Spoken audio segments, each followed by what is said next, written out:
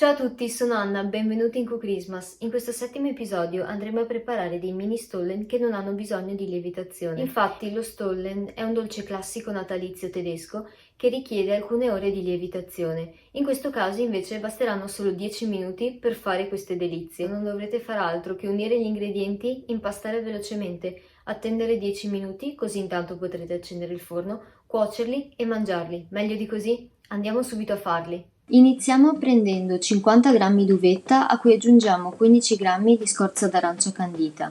Li bagniamo con 2 cucchiai di rum scuro o liquore che voi preferite e li lasciamo da parte mentre prepariamo il resto dell'impasto. In una ciotola uniamo 150 g di farina, 25 g di amido di mais, 30 g di zucchero e iniziamo con le spezie. Mezzo cucchiaino di cannella, un quarto di cucchiaino di chiodi di garofano e circa la scorza di mezzo limone. Poi servirà mezzo cucchiaino di lievito per dolci e un quarto di cucchiaino di bicarbonato. Mescoliamo tutto, aggiungiamo mezzo uovo intero, 60 g di burro morbido, qui potete vedere la consistenza giusta che deve avere, e poi 100 g di quark. In ultimo andiamo ad aggiungere la nostra uvetta e arancia che avevamo messo da parte insieme al rum. Ora non ci resta che impastare.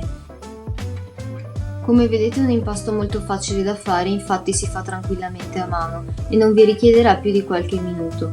Il panetto che otterremo è abbastanza appiccicoso ma compatto. Una volta uniforme lo lasceremo riposare a temperatura ambiente 10 minuti. Dopo 10 minuti sarà così, il bicarbonato avrà fatto il suo effetto e possiamo andare a modellarli subito. Staccate dei pezzetti di impasto grandi circa quanto una noce e dategli una leggera forma arrotolata, non devono essere precisi. Poi andranno disposti a circa 2 cm di distanza l'uno dall'altro perché in forno cresceranno un bel po'. Andiamo a cuocerli a 180 gradi per circa 22 minuti, girando la teglia a metà cottura finché non saranno ben dorati su tutta la superficie. Non sono bellissimi?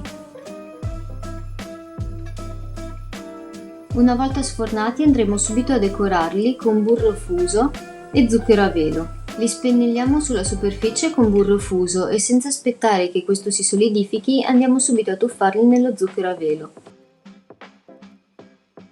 Con queste dosi me ne sono venuti poco più che una ventina, quindi se volete farne di più e regalarli a qualcuno per Natale non vi resta che raddoppiare la dose di tutti gli ingredienti, che vi ricordo potete trovare sia qui nel video che sotto nell'info box.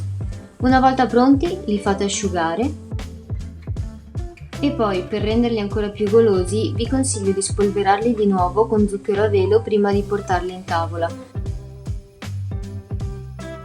Vi garantisco che non avete idea del profumo che si sprigionerà per tutta casa. E poi guardate quanto sono soffici, sono croccanti all'esterno e come una nuvola all'interno. Non ditemi che ora non avete voglia di assaggiarli.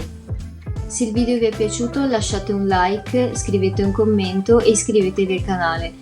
Ora vi lascio e vi aspetto al prossimo Christmas. Ciao!